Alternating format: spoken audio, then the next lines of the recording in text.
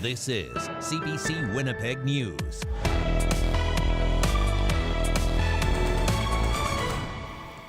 Good evening. Thank you for joining us.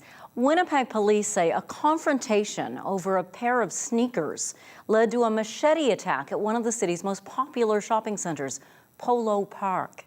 4 teens were stabbed.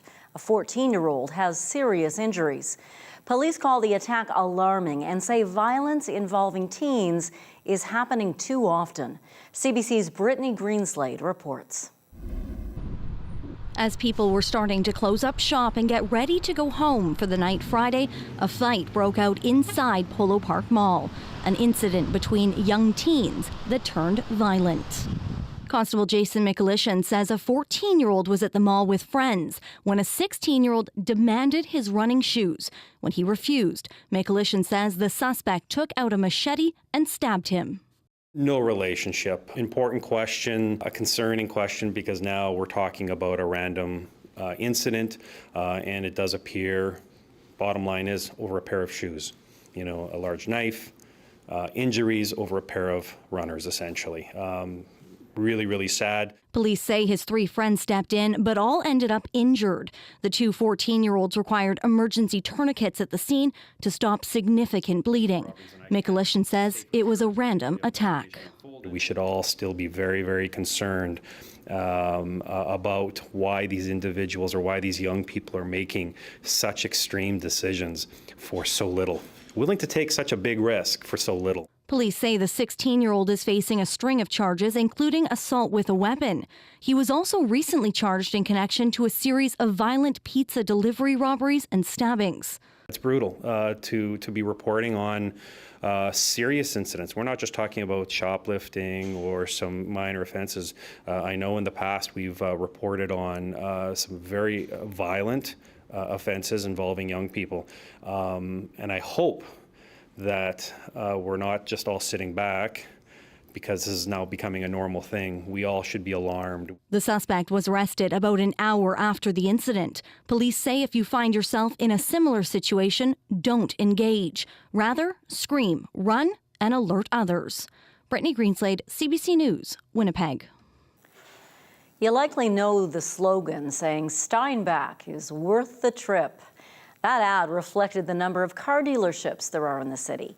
But if you don't have a car, traveling inside Steinbach may not be worth it. CBC's Ian Fraser reports on how Manitoba's 3rd largest city runs without buses. Basically, when the sole's coming off, that's when I replace them. Nick Young is talking about the shoes he replaces 3 times a year.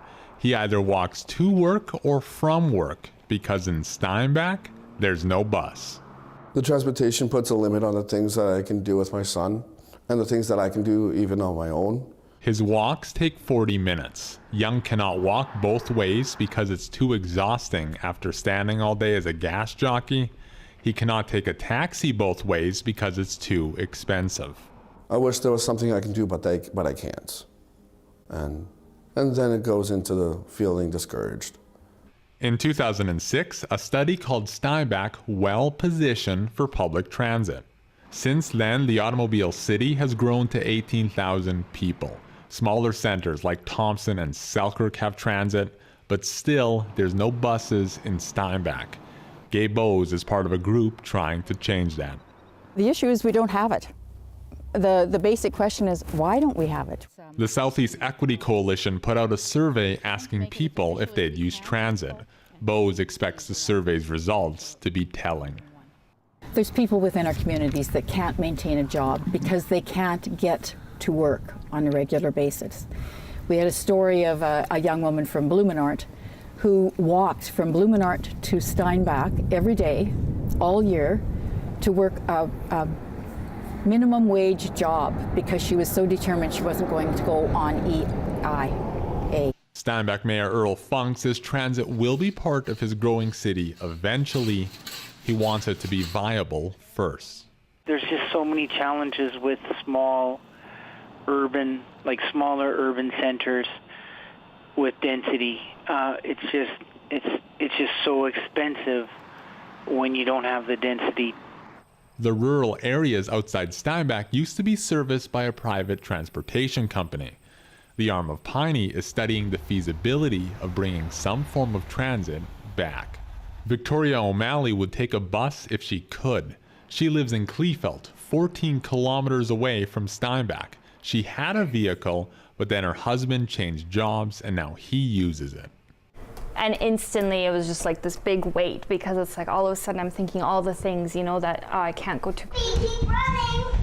Since she's stuck at home, O'Malley is finding other ways to keep her kids entertained.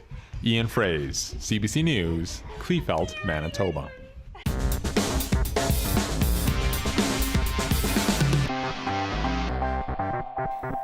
Warmer weather is here, and with that comes a long list of seasonal challenges for city departments.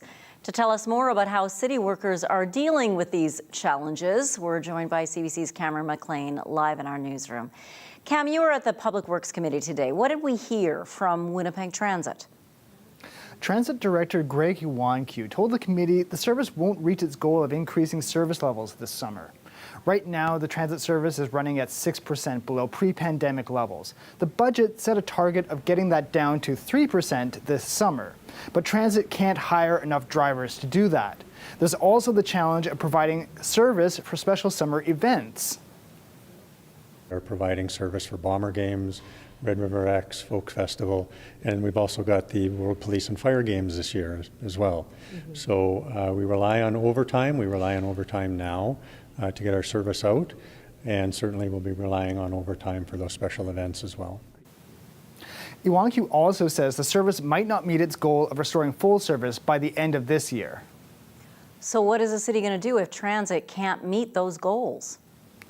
The committee passed a motion basically letting transit off the hook and giving it permission not to meet those targets. That was brought forward by committee chair Janice Lukes. So there's nothing worse than drive-bys, and there's nothing worse than just not showing up. So we have to set expectations now, and that's what this report is doing, this motion is doing. Well, Cam, we're in the middle of spring cleanup in Winnipeg. How are things going?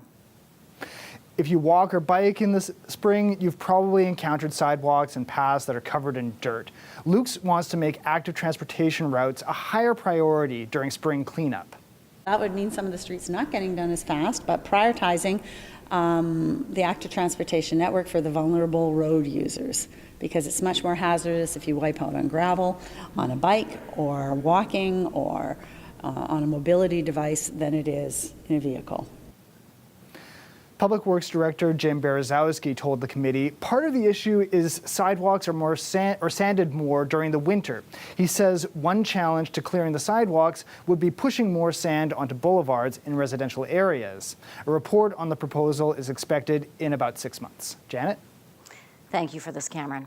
CBC's Cameron McLean reporting live from the newsroom tonight. Well, community cleanups are a sign of spring, picking up, not only all the dust and sand that's out there, but all the litter that's piled up over the winter. People in North Point Douglas, however, say they deal with more than their share of garbage because of illegal dumping. CBC's Janelle Henry reports. Dressers, mattresses, metal, wood, cardboard, clothes, garbage. Dumpsters like these are hot spots for illegal dumping, meaning using a dumpster that isn't yours. And if caught, you can get slapped with a hefty fine. Every day it's like the garbage keeps on piling up, and it doesn't come from our building. Kevin Abraham just moved into this building on Sutherland and Euclid. He says all this garbage wasn't here the day before. I don't know, like other people just coming by just dumping off stuff here or whatever, just because the bin's there. When this happens, the city says to call 311 with any and as much information so that they can enforce the bylaw. It's a constant problem, and there are hot spots, definite hot spots. The closer you get to Maine, the worse it gets. The closer you get to the riverbank, the worse it gets. This past weekend, North Point Douglas had a spring community cleanup.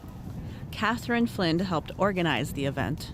And we work really, really hard, and for people to come in here and dump their stuff is disrespectful in the most profound and egregious way. Christine Kidowak asked for no dumping signs to put around the area. She says people treat her neighborhood as a dump.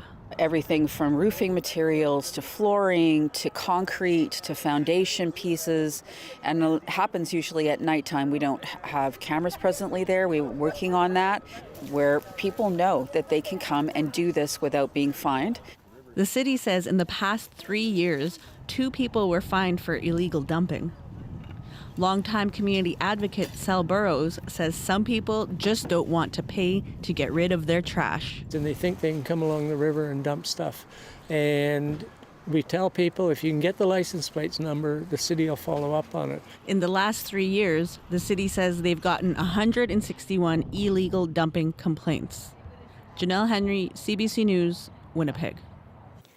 2 vehicles were set on fire early this morning. RCMPs say the flames could have easily spread to a home where 3 young children were sleeping.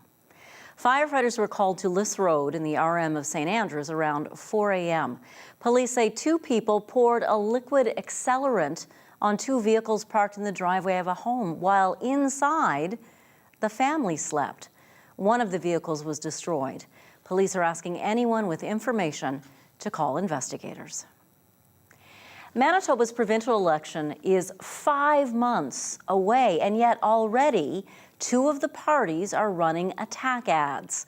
As CBC's Bartley Kivas reports, those ads include dubious claims. The NDP always promise they won't increase the PST, but they always do. You need health care you can rely on. But for 7 years, Brian Pallister and Heather Stephenson have been taking it away. 2 Manitoba parties are on the offensive, running attack ads in advance of the fall election. The PCs are trying to remind Manitobans of Greg Selinger's broken promise not to raise the PST. Last month, Premier Heather Stephenson made this claim. I hear they're even looking at a 10% PST. Can you believe that? Could you imagine what will happen to our province if that goes through? Stephenson couldn't say where she heard the NDP would raise the PST by 3 percentage points. Weeks later, the party started running this ad. The NDP will hike the PST to 10% if elected this time.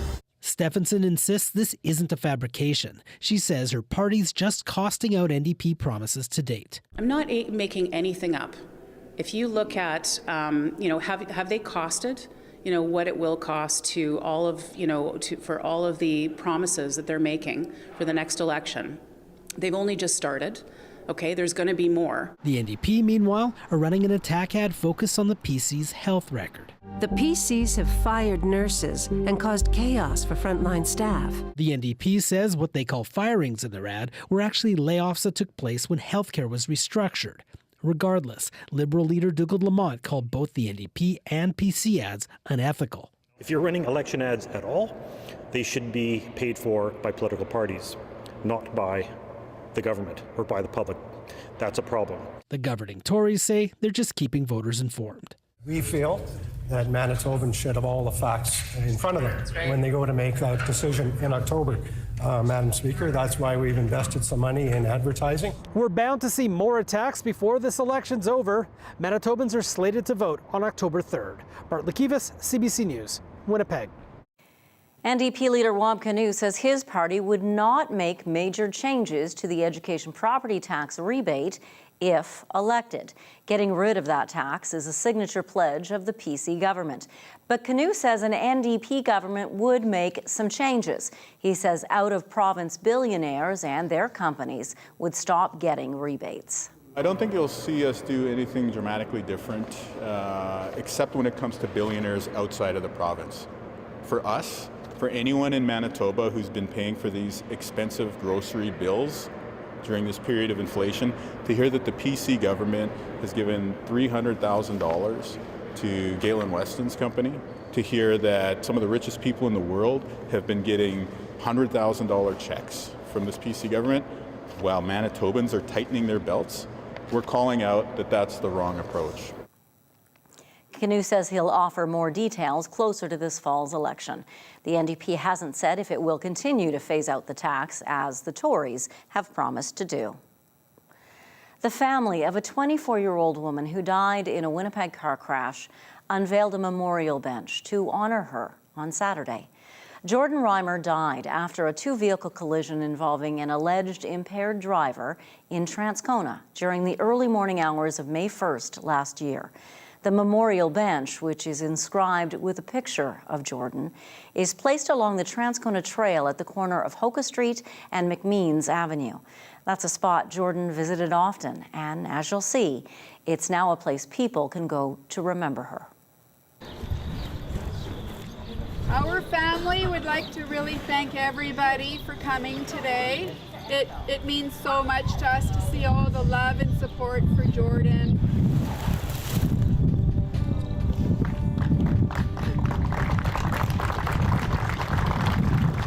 There's not a day that goes by that we don't miss Jordan, and we're just gonna be reliving and revisiting the 24 years that we had with her for the rest of our lives. Today with the bench, the spot means a lot to us, our family, because it's close to our homes, and Jordan spent a lot of time on this trail with our family dog and then her own dog. When she got her own dog, we spent a lot of time, training for our hockey teams in the summer, running this trail, rollerblading, biking, walking. So this spot means a lot to us, and it's a spot where we can come and visit Jordan and talk to her and feel her. So touches our hearts a little bit to see the community support in this way with our friends and our family and people that we may have not even known previous to this that are out here to support, to help us through this journey.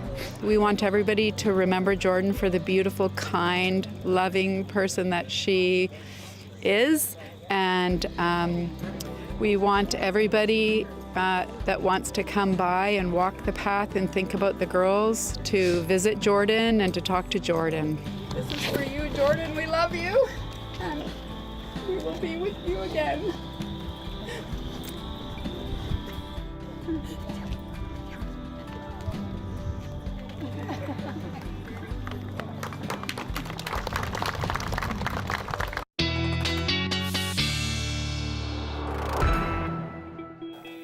Meteorologist John Sauder joins us now. The weekend wasn't as rainy as some people feared it might be. Yeah. We got a few sprinkles here and there. A few sprinkles moved in late in the day on Sunday, and I guess you could say if 10 to 15 millimeters of water is a glass of water or a drink of water, we had a sip, and that's including the rain that we had today. Here's a look at some of the amounts, and just maybe 1 or 2 millimeters around the Winnipeg area, Steinbach area, a little bit more to the southwest, Morden just over 3. So these are as of around noon today. Pilot Mound at 4.6, West Hawk Lake 3.3. Now the rain has moved off, and it is out to the west of the Red River Valley.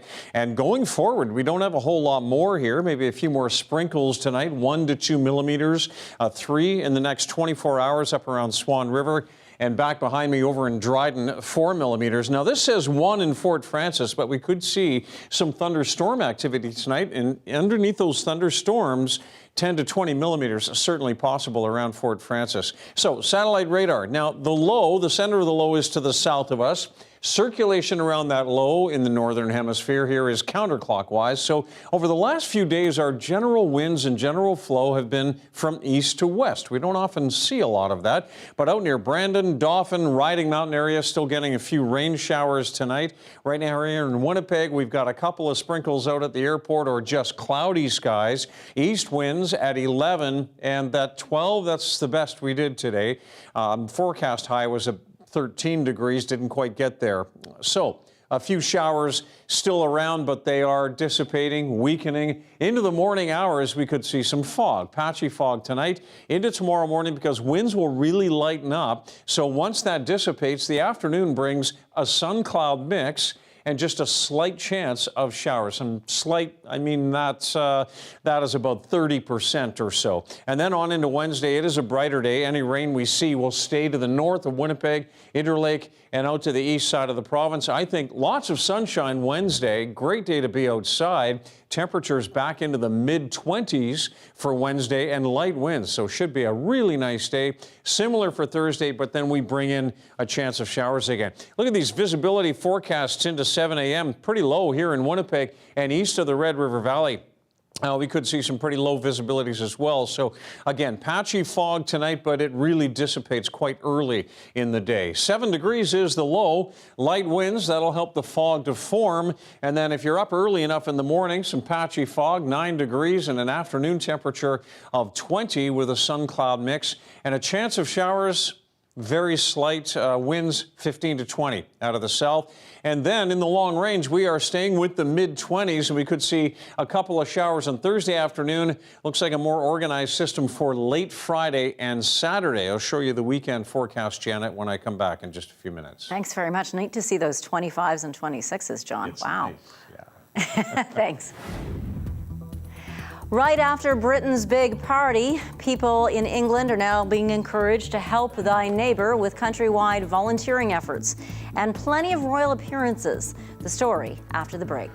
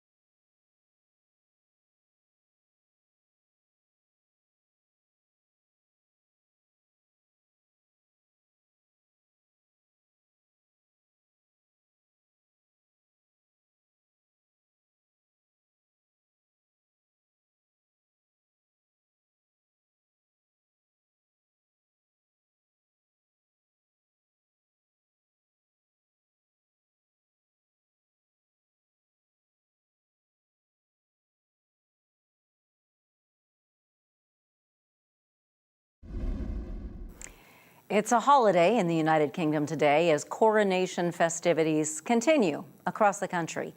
Today's focus is on encouraging people to volunteer. As CBC's Chris Brown reports, members of the royal family rolled up their sleeves to help out. If Sunday's coronation concert was the big night out, make sure we don't pick up any broken glass with the pickers. The day after was billed as the big help out. It's a public holiday here, and the royals are encouraging people to spend just a little bit of their free time helping out. Volunteering within your community is being touted as one of the lasting legacies of the coronation. I think it was really great that the coronation has such an emphasis on service. Colin Cooper is with a charity trying to create healthier urban ecosystems, an issue the King has advocated for frequently. Does it feel to you that Britain has entered a new era with King Charles? I think so. I'm looking forward to it. So King Charles, obviously, he's very pro-environment and has been all of his life. Over 50,000 events were planned across the UK, with some royals pitching in too, including little Prince Louis. The youngest child of William got to work the controls of a digger at a scout camp. So, if the King and Queen were not out today, surprise, but in a royal first, they did make a surprise cameo on the US TV show American Idol. Because I just wanted to check how long you'll be using this room for. Lionel Richie and Katy Perry, who headlined the coronation concert, are both judges on the program. Meanwhile, London police are facing criticism for how they handled anti-monarchy protesters. Some were arrested on Saturday under a new Public Order Act before they could even start protesting. There's no grounds for arresting us, and it is an affront to democracy, an attack on our rights. But Prime Minister Rishi Sunak said he's grateful to the police. The police are operationally independent of government. They'll make these decisions based on what they think is best. The arrests were one of the few notes of coronation controversy. In a statement released to mark the end of the weekend, the King and Queen offered their heartfelt thanks for making it such a special occasion. Chris Brown, CBC News, London. Today, Ottawa announced millions of dollars in new funding to help provinces and territories fight gang violence and gun crime. The Liberals also introduced a motion to fast-track their amended gun legislation bill through the House of Commons. Kate McKenna reports. We can stop crime before it starts. Canada's public safety minister says this money is part of a plan to get guns off of the street. These federal funds will be distributed to the provinces and territories for the purpose of giving law enforcement the additional people, resources, and supports that they need to get the job done and to get the job done safely. It's $390 million over 5 years. The feds say they're targeting the rise in gun crime and gang violence. The minister says it builds on the 2017 Take Action Against Gun and Gang Violence strategy. We're building on the success of this program by nearly doubling its funding nationally. This funding is a game changer in our communities. The inability to resource gun and gang enforcement is a problem right across this province and country. So the dollars actually allow us to specifically resource programming to monitor, interdict, intercept gun and gang enforcement. But in Ottawa, the larger debate over gun control rages on. First and foremost, I think this is the public safety minister's effort to distract from the very undemocratic move we've seen him make in the House today to try to limit important debate. The Liberals are trying to limit debate on its controversial gun control bill. Conservatives call it an attack on democracy and gun owners. Today's motion that we'll be talking about is really a huge blow to the democratic debate that we've been having. C21 seeks to freeze the sale of handguns and keep assault-style firearms off of the street. In its latest effort to pass it, the government introduced new amendments last week after a former version of the bill sparked outcry from hunters and Indigenous groups. We are absolutely focused on going after criminals who use illegal guns to terrorize our communities. That bill limiting debate is expected to pass with the help of the NDP. The party says it supports passing the bill quickly because it says it's in the public interest. Kate McKenna, CBC News, Ottawa. Canada announced today it is expelling a Chinese diplomat. The sanction against Zhui Wei, who reportedly played a role in attempts to gather information on the family of an Ontario Conservative MP was announced today in a statement shared on Twitter. Foreign Affairs Minister Mélanie Joly said, "We will not tolerate any form of foreign interference in our internal affairs." Diplomats in Canada have been warned that if they engage in this type of behavior, they will be sent home. MP Michael Chong's family in Hong Kong was reportedly being targeted for reprisals after he voted to support a 2021 motion in the House of Commons. It said treatment of the Uyghur Muslim community in northwest China amounted to genocide. China has lodged a formal protest over the expulsion of its diplomat. It says it never interferes in internal affairs of other governments and says the allegations are groundless. The suspect in Sunday's deadly crash in Brownsville, Texas, has been charged with manslaughter. 8 people were killed after an SUV plowed into a crowd of people waiting for a bus outside a migrant center. Investigators are still trying to determine if the crash was an accident or intentional. Magda Gabrisalasa has the details. Police say a Brownsville resident faces charges that include 8 counts of manslaughter and 10 counts of aggravated assault with a deadly weapon. George Alvarez is a Brownsville local with an extensive rap sheet. The police chief says the accused ran a red light, lost control, and plowed into a group of people that were waiting at a bus stop outside a migrant shelter on Sunday. The driver of the vehicle had attempted to flee the scene after impact, but was held down by several individuals on scene. Police are waiting on toxicology results to determine whether the accused was driving under the influence. And they're still working on identifying the victims, who were all men. Some are Venezuelan nationals. There have been questions around whether this could have been an intentional act. A man who was with the group and survived said the driver was yelling at them before this happened. They were coming at about 60 miles per hour, and when they saw all of us migrants standing there, they accelerated. I can't say how fast, but they accelerated and ran us all over. He goes on to say that he and the other survivors are traumatized by what happened. Now, Brownsville is a city that has been dealing with an influx of migrants, and the shelter there in that area has been one of the spots that has been helping to take people in. Today, the police chief was asked whether this could have been an intentional act.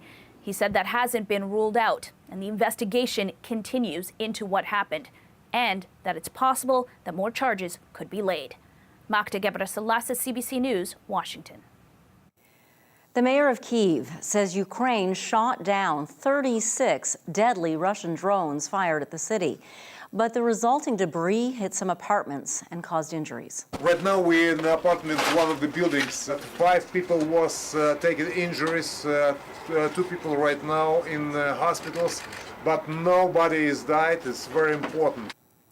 The city official says that in total, 60 Iranian-made drones were launched into Ukraine by Russia today. It is the biggest wave of drone strikes after a relative lull since early March. Further south, the port city of Odessa saw a missile strike at a food warehouse, causing this massive blaze. Local officials say 3 people were wounded and 1 person was missing. No one can outrun the march of time, but some seniors are trying to slow down the aging process by keeping fit and working out with a personal trainer. CBC's Sana Choi has the story of 2 Ontario women in their 90s who are seeing the health benefits. I've always been athletic. I'm in going to hang walked everywhere. What makes you not want to slow down and continue challenging yourself physically? Well, that's the way to keep healthy. Otherwise, if you don't use it, you lose it. On the next time around, we're going to make this harder, but I'll either make it higher or heavier. Does he challenge you to do things that you didn't think you could do? No, I think I always knew I could do things. There we go. That is awesome. I'll take those, and I think they're going to ask you a question. How are you feeling? I got this thing. Breathless. A few days from now, I'll be 91. I'm absolutely amazed at what I can do. I didn't ever think I'd be able to do it, but when I do it, I'm just like, yay, I did it. I ran everywhere, all the time, right into my teens. I never went anywhere that I didn't run. He started out, I found that I could do the things that he chose for me to do. And it's good for your self-esteem to know that you can do some of these things that you didn't ever think that you would do. What we do with them is what we do with everybody. So it's not necessarily any different. There's a little bit more support involved, but they're doing exactly what everybody else is doing and seeing those incremental benefits as they go. You know, we're always going to start with a little, call it rapport building. We're going to walk around, chat, see how they're doing, see how their lives are. And then I'll always have one kind of Metcon piece where we're just getting the heart rate going, getting the blood flowing a little bit more so that the other exercises we're doing feel a little bit better. We're always a little bit nicer feeling when we're warm. So the squat, I would say, is the most important thing we do, right? I always tell people, if you can't squat, I mean, you got a problem, right? You need someone helping you up off a chair, off a couch, off a toilet.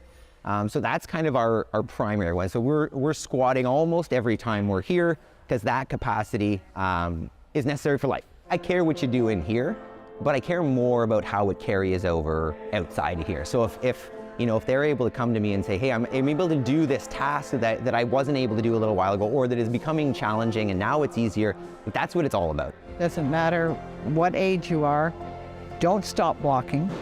Just keep up doing even just light physical things, because you'll wish you had. Still to come, close to 30,000 people have been forced to flee their homes in central and northern parts of Alberta. There are more than 100 active fires burning in the province. Nearly 30 are out of control. We'll have the latest when CBC Winnipeg News returns.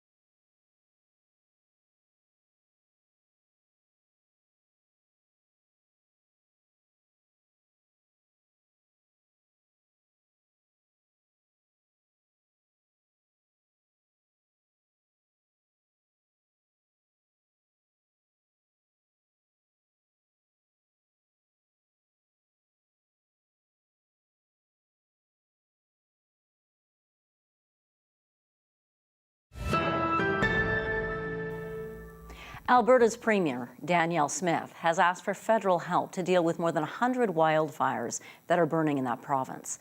Smith spoke with the Prime Minister today, who said Ottawa will be there to help. Dozens of fires are burning out of control in Alberta. Nearly 30,000 people have been forced to leave their homes. CBC's Aaron Collins has this report now from Parkland, Alberta. This is Highway 22 in Parkland County, a little over an hour west of Edmonton. It's one of the front lines in Alberta's ongoing wildfire fight. The fire swept through this area over the weekend, forcing people in the area between the communities of Drayton Valley to the south and Evansburg to the north from their homes. The ground is still smoldering here. Days after fires moved through this area, crews working to put hotspots out. Burnt power and phone poles here mean many services are still out in the area.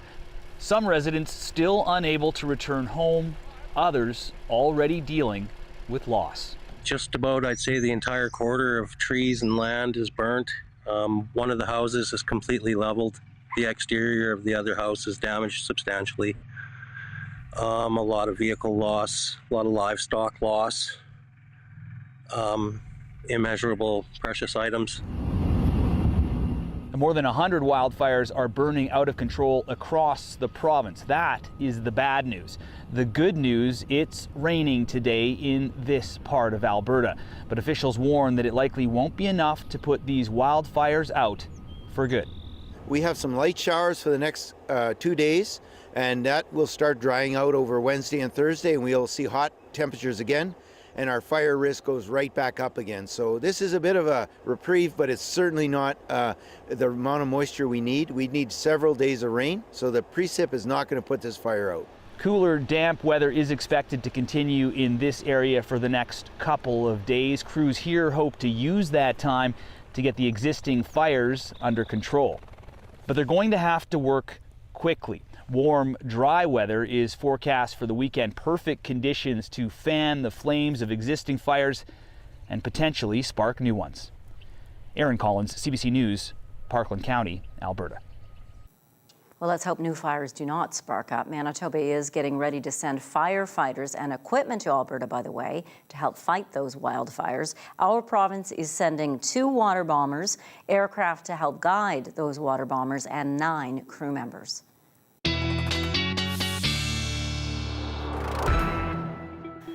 John Sauder's been looking at the fire situation there and just how dry things are. Yeah, and you know, the conditions have, as you saw in that story, have improved slightly over the weekend with the weather, but I'll show you the fire danger map here, and you'll see there are some changes. Now, the red areas are the real areas of concern. Now, here in Manitoba, we've got blue, and that is really not a concern. That's where fire danger is actually quite low, the blue areas, but anywhere from high to extreme is what we're seeing through Saskatchewan, this area just to the north and northwest of Saskatoon, and then right around Fort McMurray, that's where conditions are extreme, but we still have some pretty serious conditions through the rest of Alberta. On Friday, Alberta was colored in red in extreme conditions, so we've seen some of those conditions go to low now, but with the forecast, as you saw in that report, the forecast for the weekend is for more hot, dry conditions, so yes, it could be going back into some extreme conditions in Alberta in the coming days. 12 degrees in Winnipeg right now. These are the current numbers all across the region. 10 in through Lake Manitoba. Eli at 11, Morris at 13. The rest of the southwest looking at 10s and 11s. A little warmer in Swan River. And over in Red Lake at 17 right now. And across northern Manitoba today we had lots of sunshine. So temps are in the 20s. Even Churchill at 20 degrees right now. Tomorrow not quite that warm in Churchill, but lots of low 20s across the north on the way tomorrow with this clear sky that will last into tomorrow. The rest of us are under the cloud cover tonight, and we've got some rain moving into parts of northwestern Ontario. Now, Fort Frances will see some showers overnight, but locally higher amounts around 10 to 20 millimeters if you do start to see thunderstorms. Otherwise, it's a few evening showers in Kenora, lows around 7 or 8. We have a few evening showers here in the southeast, some foggy conditions. Temperatures down around 7 in Winnipeg and Steinbach, 6 in Emerson, 5 in Gimli. Lows in Brandon at 6, a few evening showers. Same with Dauphin, and then we'll just see showers off and on in Swan River with a low of 7 degrees. Across the north, varying amounts of cloud cover, even some clear sky out there, but some showers overnight around the Paw. Nice and clear, down to 4 in Norway House, 6 in Thompson. Nice recovery tomorrow. 22 in Thompson, 23 tomorrow in Lynn Lake. Churchill 16, Gillam 23, and a 27 in Island Lake. That'll be the warmest number we'll see tomorrow across anywhere in the province. And then here in the west, we've got a chance of showers. It's only about 30%, 17s for the Paw and for Flin Flon. An afternoon shower possible anywhere across southern Manitoba. Not in the morning, but in the afternoon, and there is a slight chance of a thunderstorm around the Brandon area. Here in Winnipeg, we're looking at a chance of an afternoon shower, otherwise a sun-cloud mix, and it will be a little bit brighter in the southeast here than in the southwest portion of the province, and more showers on the way to Fort Francis. A chance of an afternoon shower in Kenora with a high of 17 degrees. Thanks very much, John. You're welcome. Close to 500 First Nation, Inuit, and Métis students graduated from the University of Manitoba over the weekend. Congratulations, everyone. The 34th annual traditional graduation powwow for Indigenous students was held at the Fort Garry campus Saturday. CBC Radio Canada spoke to graduates about their ambitions.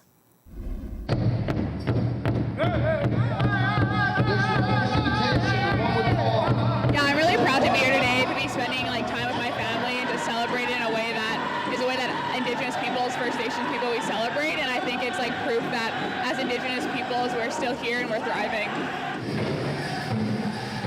This year, I just got accepted into law school, so I'll be going to law school at the U of M, so at Robson Hall. So that's 3 years, and then my dream is to become a criminal defense lawyer and just serve First Nation communities and community members. And then one day I'd also like to run for chief of my First Nation. The plan after this degree is to go to law school. So I feel like it was important for me to continue my education with an Indigenous focus and to be able to carry on and provide that perspective as an Indigenous student. Feeling really grateful for this opportunity to participate in grad powwow. I have my family here. I have my cuckoo here. My parents are here. I have my godmother here. And just to be able to have them here and celebrate with me really means the world to me. Over the past few years, while they've been working on their degrees, they've gone through the pandemic, they've come back to university, they go through personal struggles, and so when they finally get to the end of their degrees, it's such a great time for them to just say yay and celebrate themselves. Continuing my community work along with my own First Nation. I'm from Pine Creek First Nation, so after my degree I do plan to go home and kind of work with my community and just kind of build relationships and bring my knowledge and share with everybody. Well done. It's never too late to create, and there's a vaudeville show coming up this Friday night to prove it. After the break, we'll meet the musical director of Bicycles and Bloomers. Hear why he wants people who've always wanted to sing, dance, or act to just get up and do it. We'll be right back.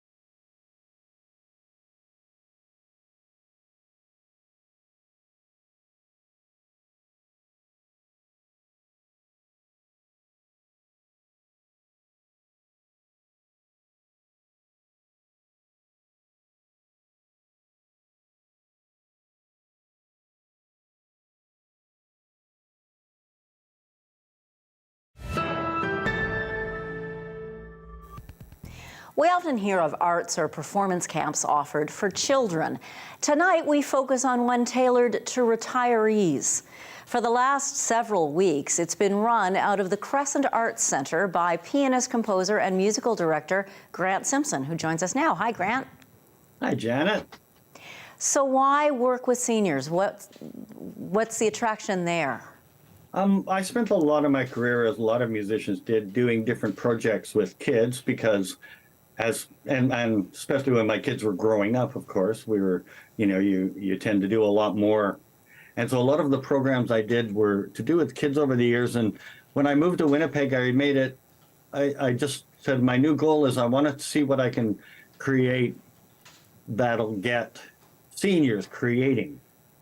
And that comes from doing a lot of touring. And a lot of times at the end of my shows, people will come up and they'll talk about I started to play piano and I sure wish I'd kept it up, but I haven't played for years. And, it's something that I always really wanted to do. And same thing with theater, it's something I always wanted to do, but I didn't. So I decided to try to create things that didn't give them any more excuses. So you start this camp with Crescent Arts Centre. People come out, and what has it been like for the last number of weeks? People really love it. I'm really happy with the reception that we've got on this.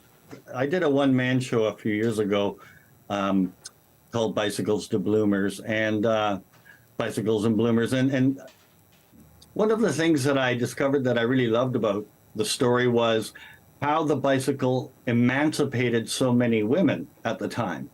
And I didn't know that, but when I would do my one-man show, sometimes I had women come up to me and saying, it happened in my life, it's like, especially on the prairies, because the places were so far apart.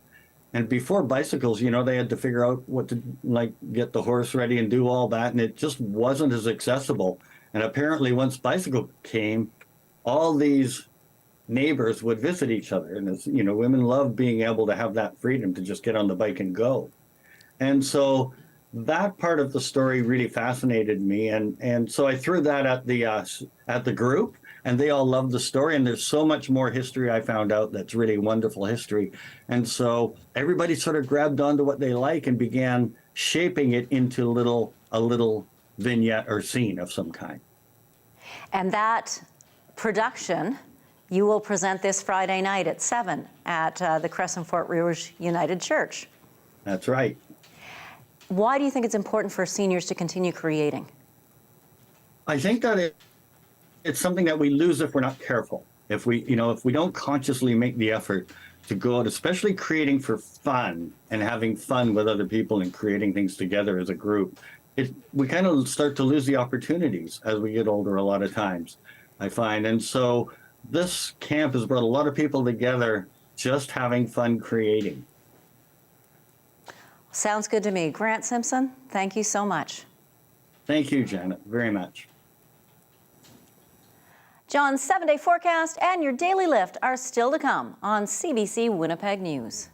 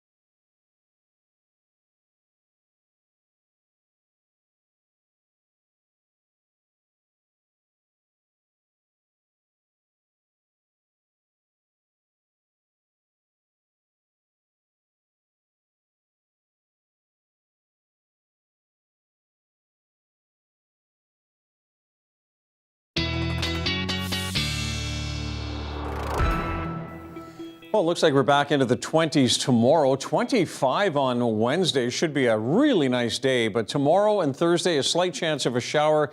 Looks wet again Friday night and into Saturday. Cooler Saturday, but back to the mid-20s for Sunday and Monday. A grade 1 student at BC is so hooked on solving Rubik's Cube puzzles, he takes them into the shower with him.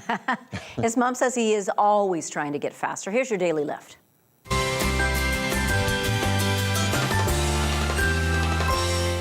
My name is Ryan Moria, and I'm 6 years old. It was actually I started with a 3x3, and I picked it up from last trip from India, and I just started playing with it. This kid has skill. Watch this.